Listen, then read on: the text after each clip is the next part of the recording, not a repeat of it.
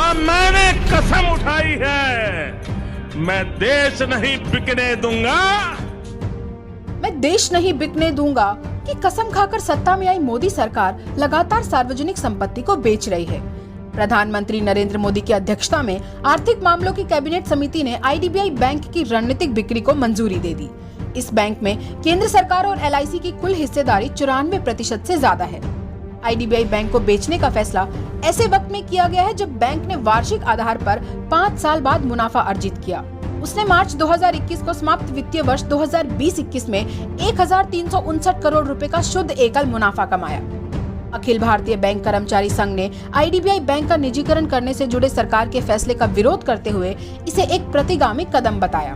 कुछ दिन पहले देश के सबसे बड़े बैंक कर्मचारी संगठन United forum of bank unions ने बैंकों के निजीकरण के विरोध में 2 दिवसीय हड़ताल की थी, जिसमें भारत के बैंक कर्मचारियों के 9 संगठन शामिल थे।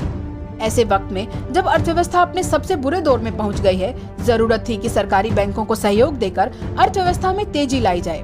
लेकिन मोदी सरकार इससे बिल्कुल अलग नीति पर चलकर बैंकों का निजीकरण कर रही है।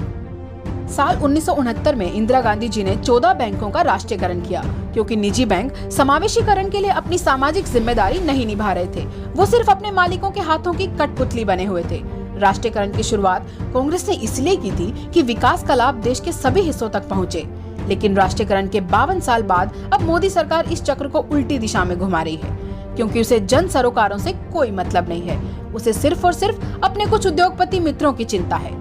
निजीकरण का यह खेल हर क्षेत्र में चल रहा है। कांग्रेस की सरकारों ने कड़ी मेहनत से सार्वजनिक संपत्ति को बनाया। पीपीपी मॉडल को अपनाकर सार्वजनिक संपत्ति का नवीनीकरण किया था, जिसमें हवाई अड्डे भी शामिल थे। सरकार उसे भी निजी हाथों में दे रही है। निजीकरण का यह खेल हर हाल में रोकना होगा, क्योंकि इससे फायदा देश की जनता को नहीं बल्कि कुछ लोगों को होगा।